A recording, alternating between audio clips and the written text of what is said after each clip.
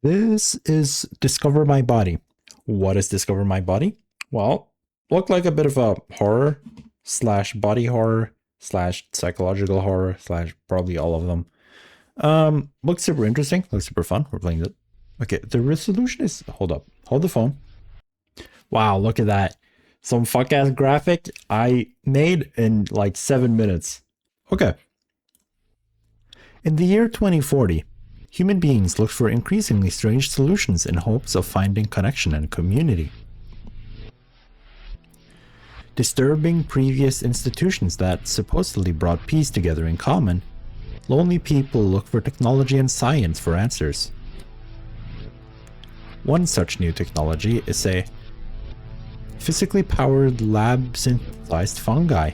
You, a medical student at the local university, for fuck's sake. You probably got to read it, it's fine. Ah, you must be the new student Dr. Morrison was speaking of. I hear you're quite bright. Have you ever studied a psychological transvolution flowering before? I have no idea what that is. I see. Well, you're in for quite a treat. I have assisted with many flowerings before. However, this is my first time I'm in the hot seat. This facility is equipped with a neutron coronal scanner. You will be able to view my transformation and its various effects on my bodily systems. Just navigate the icon over my body and scan for info points to click on. My brain's Broca area has been linked to a digital readout. So even when I'm at the point where I am beyond human speech, I will be able to communicate. Well, please begin your examination. Okay. Scan. Oh. Oh.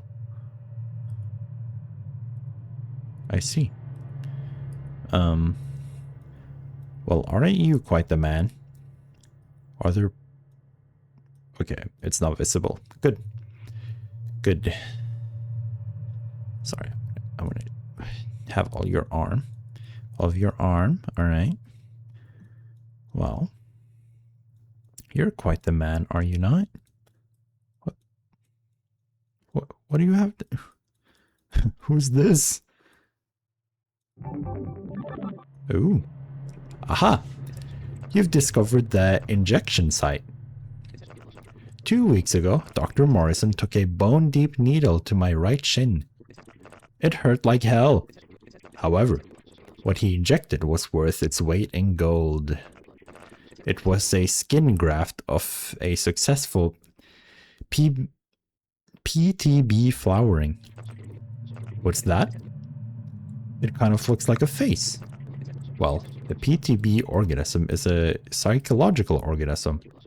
Its physical manifestation draws from a shared pool of all its denizens' traumas, fears, dreams. I believe that it's my mother face on my shin. Oh, how I miss her. But enough about me.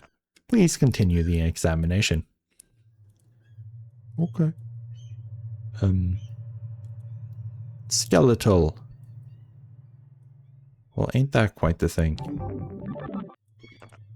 Aha! You've discovered... Oh, yeah. Mr. Bones! You've discovered my rotting bones. Yes, the rot has set in, clearly. It itches like the devil. But soft bones are required for the PTB to do its work. The human body was never intended to experience a flowering. In the process, one is controlled psychically and physically. Soft, rotting bones are pliable enough to assume a flowering shape. Again, though, very painful stuff. When I begin to scream, I expect you keep your cool, though. This should all be academic to you. Are you getting any class credit for this, by the way? I see. Well, please continue. Stop. Where are you going? Okay, no. Nervous.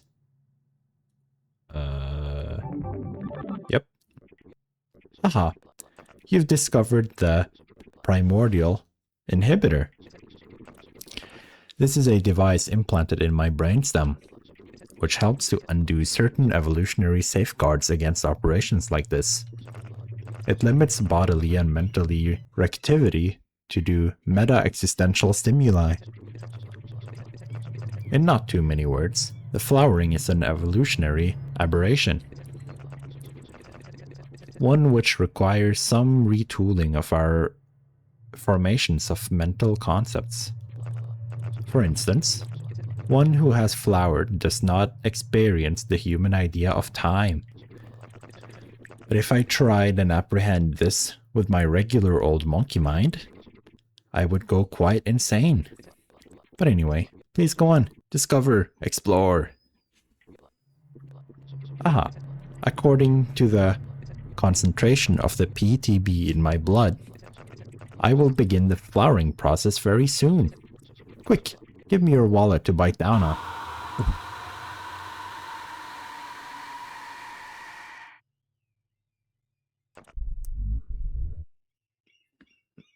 He definitely did scream. He did not lie about that. Wow. That hurt. Sorry, I seem to have bit down too hard and broken a couple of teeth. Give me a moment to spit them out. Now then, as you can see by my face, I am midway through the flowering process. Yeah, hurrah. Very happy about that. Now, I can feel the inkling of pan-psychic connection, and my body has experienced amazing and terrible growth. See for yourself. Yeah. Oh, it looks great. Yeah. It's oh wow. Oh, yeah. Yeah, no, it's definitely something. I'll give you that.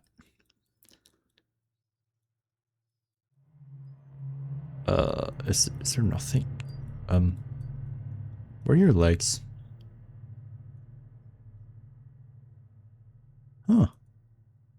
Oh, okay. All right. I'm guessing. No?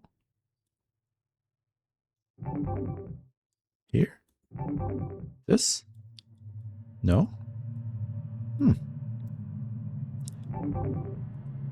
Okay, well, I'm guessing this is the thing for the... No? Oh. Okay. Something. Ah! You've discovered my bone growths. As I was saying about the dramatic changes in PTB flowering in gears. Well, now, at bone deep level, my skeletal system is basically sponge cake. But look closer. My bone fragments have begun to reassemble into a complicated, if fragile,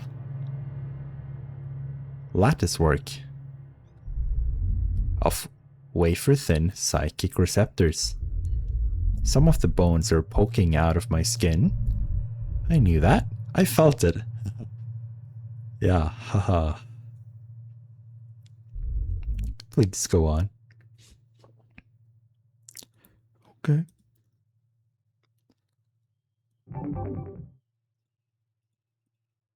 Well, that's not it. Okay.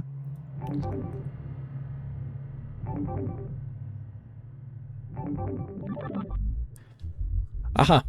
You've discovered my new minds. To the extent that the brain is a mind, that is. We leave that to the philosophers. As my mind-brain disintegrates into the group mind, what remains of my body becomes a small distribution of other flowering mind brains. As we speak, I am flooded with powerful memories that are not my own. I feel, well, it's hard to even use the word I anymore.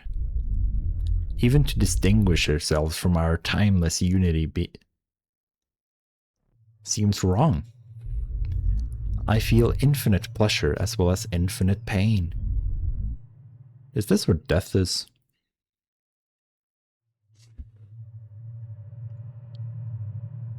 Noted. Yeah. Oh, there we go. Ah, you've discovered that my hands have fallen off. I was thinking more of your legs, but sure. Well, I suppose I'll never play the violin again. Haha. Yeah, haha. Funny. Joking aside, this is pretty much to be expected.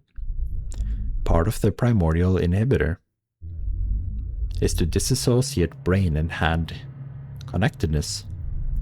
As a result of this, the hands fall off, as they are merely vestigial baggage, standing in the way of a superior evolution. I'm sorry, just briefly had a bit of ego death there for a moment. I can feel my thoughts intertwine with the rhizomatic group mind. Please continue. Aha. I see we're at the final stages. I completed the flowering. Infinite pleasure, pain, death.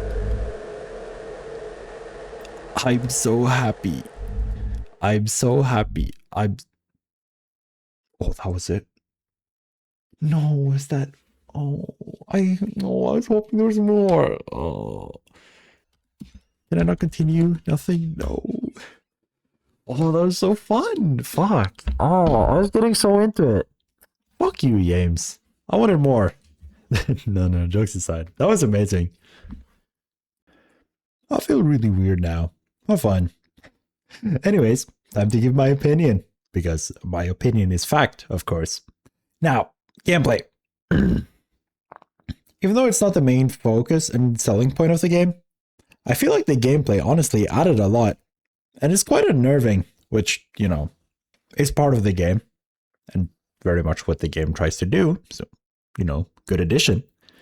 But then again, there's not too much to it. Because, well, it's not the focal point of the game. So, absolutely fine. The gameplay fits in super well. The style is absolutely brilliant. The janky graphics, the low quality tape player, like video and pictures, almost like we're kind of looking at an old recording or a badly preserved form of videotape or something like that. Lore implications, ooh. Anyways, also super cool use of like a weird resolution, making the video feel kind of weird, but it's super fits the style. So yes, style, absolutely gorgeous. Okay, lore. What do we think, people? Now, obviously, there's a lot here. And okay, as always, if you guys have any like takes or theories or anything on the lore that you would like to share, personal theories, all that, please do comment it. I do love lore discussions. Anyways, what do I think happened here? Well, the main plot is mostly stated to us. The year is 2040. Humans are having a difficult time finding meaningful connections and are taking to extreme measures to do something about it. And we, a medical student, is helping people go through this flowering process. Now, I think most of the discussion of the lore discussion is gonna be about this whole flowering thing. What does it do? What is it? Etc. All that. So, yeah, actually, let's talk about it. I don't have anything else to talk about. Okay, obvious things first. It has some crazy effects on the body. It very much reshapes you physically, but seemingly also mentally. Well, I say seemingly, but pretty obviously. Yeah, it turns you into like a plant-like figure. But I think the more interesting thing, the guy also talks about there being multiple minds within his body. And it's even kind of difficult to refer to himself as I anymore, and not we. Now, this has some pretty weird implications. Does all the minds control the body? How would that even work? Are they all actual people? Well, first I want to throw out another theory that I thought was cool, but not the one that I think is canon. And that are yeah, I want to throw out the theory that it's actually just him in the body, like only his mind, because he throws out that he feels a pan-psychic connection. Now I looked that up. I tried to find out what panpsychism is. It seems like there's probably a lot of writing on this, but the basics of it seems to be that consciousness and minds and all that stuff is like a fundamental thing in the universe, and every being and creature has one.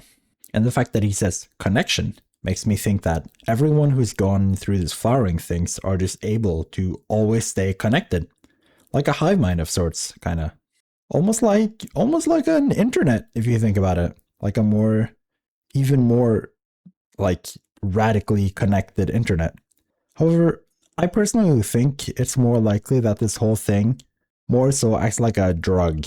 Okay, hear me out. In the process, we see the face of his mother manifest, who's dead. Or he heavy implies it, but she's dead, okay? Meaning, it's likely a creation of his mind in some form or shape or whatever. Based off that, I think all the minds, all the connection and all that whatever else he talks about with all the minds are just creations of his one mind, and that he's able to experience and communicate and interact with all these minds with the help from this shroom. So for example, say that one of the minds in his body is his mom's. That would just be like a character that his mind is able to create based off all the interactions he's had with his mom. It's kind of like a Matrix-like situation. He's choosing to stay as whatever the hell he turns into, to live in like eternal bliss while trying to be with his loved ones that his mind has created, of course, and the shroom, I'm guessing. And yeah, that they are able to create in his mind, so that he can forever like live in pleasure and live in bliss, like aka he's taking the blue pill. And yeah, by now, I'm sure you see the connection I made to drugs earlier. I don't have a study on this, but I'm pretty sure there is some study that shows that people who are lonely can often turn to drugs for loneliness. Yeah, as I said, I don't have anything on hand, but I am pretty sure that's a thing. And I mean, it's kind of on the nose as well. We're giving this guy literal shrooms. And okay, I'm not an expert on this either, but from the little I do know, recreational shrooms are classified as psychedelics, meaning they have various and weird effects and wonky effects on the mind, which very much lines up with what we experienced in the game. So again, these are just all my theories and speculation. And if you guys have any different theories, if you have had a different read on the game, or just noticed something that I missed that you thought was interesting, please do comment. Would love to hear it. Anyways, Yames over here, incredible creator. What a incredible game. Oh, it's is that that's why it was so short. There's a shit. I see. Okay, it looks like the game has a direct sequel. So if you thought that was super interesting and you wish to support the creator, go check out this. This looks like, I'm not sure. It doesn't say that it's like the sequel, but it looks like the sequel. But yeah, if you thought that game was super interesting, check out Yames over here. Support them. Give them some love. Anyhow, peak. Very good game.